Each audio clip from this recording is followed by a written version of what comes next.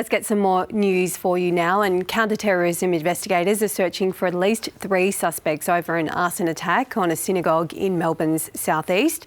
A specialist task force has been established to investigate anti-Semitism in Australia, as Victoria considers following the lead of New South Wales in banning protests outside places of worship. This is not the Australia that I grew up in, where, for most of my life and for the community, this has been a country where it's been so safe and so free, and yet the daily barrage of anti-Semitism that certainly I've experienced and the community's experience has been really troubling, and I think we need to stand united against it. Syria's ousted Prime Minister has agreed to hand power to the rebel-led government after they seized the capital Damascus and President Bashar al-Assad fled to Russia. It comes as families continue to search for prisoners of the former regime after thousands were released by rebels. In breaking news, a Nevada commissioner has reportedly ruled against Rupert Murdoch's bid to change his family trust to consolidate control of his media empire in the hands of his son Lachlan. The New York Times cited sealed documents showing the commissioner found Rupert and Lachlan had acted in bad faith in their effort to amend the irrevocable trust. The trust currently divides control of the company equally among Rupert Murdoch's 4 oldest children after his death. And opposition leader Peter Dutton says he will not display Aboriginal or Torres Strait Islander flags during media conference if he's elected as Prime Minister, saying it is dividing the country.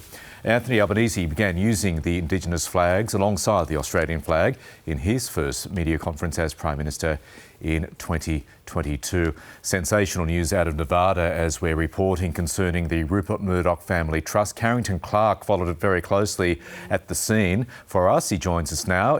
Carrington, good morning. So it's a complicated case. Talk us through what has happened. Well, this is a family battle about the future of some of the world's leading media brands. Rupert Murdoch currently controls the shares in Fox Corporation and News Corp. Now, between those 2 companies, they have control of such brands as the Australian, Fox News here in the US, and the Wall Street Journal. As it currently stands, the trust, the Murdoch family trust, will split control evenly between the 4 eldest Murdoch children, the eldest children of Rupert Murdoch, when he eventually passes.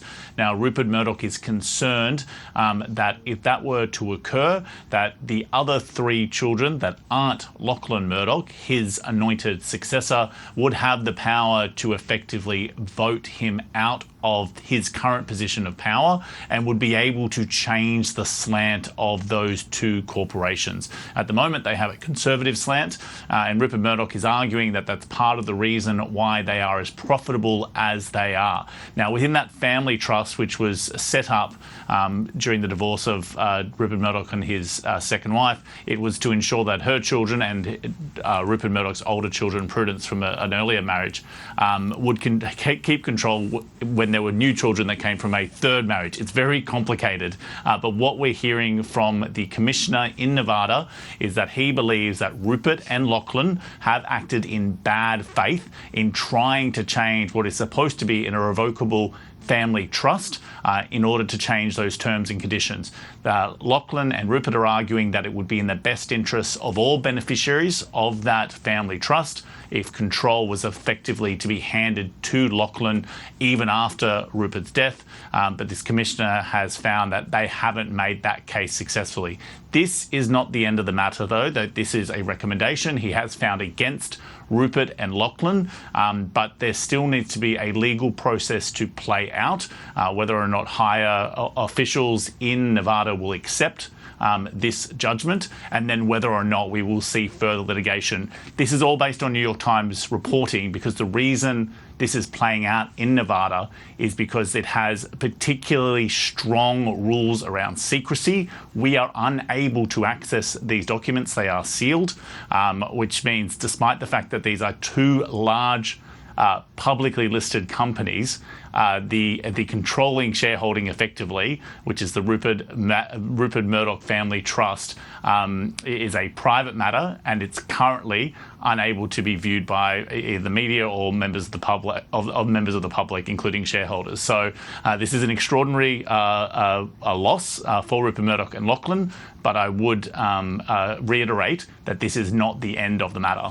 OK, Carrington, really appreciate you bringing us up to date. Thank you. Back home, and federal opposition leader Peter Dutton has declared he'll not display Aboriginal or Torres Strait Islander flags during press conferences if he's elected as Prime Minister. Our political reporter Isobel Roe joins us now from Parliament House. Hey Isobel, tell us why he's made this decision. What's he said? Well, Bridget, this is something Peter Dutton has always done. He stands in front of just the Australian flag when he does a press conference. But the reason this is noticeable is because the Prime Minister Anthony Albanese started doing something different. When he was elected, he had 2 extra flagpoles put into the Blue Room in Parliament House in Canberra, which is where lots of important press conferences happen. And he also stands in front of the Aboriginal and the Torres Strait Islander flags. And the government made a point of saying that that was about unity and about acknowledging Aboriginal and Torres Strait Islander Australians. Peter Dutton doesn't do that, and previous leaders haven't done that. And he was asked about it on Sky News last night, whether he would continue doing it essentially if he became Prime Minister, and he said he would. We are a country united under one flag, and if we're asking people to identify with different flags, no other country does that. And we are dividing our country unnecessarily. Now, we should have respect for the Indigenous flag and the Torres Strait Islander flag, but they are not our national flags. And I think the Prime Minister sends a very confusing message.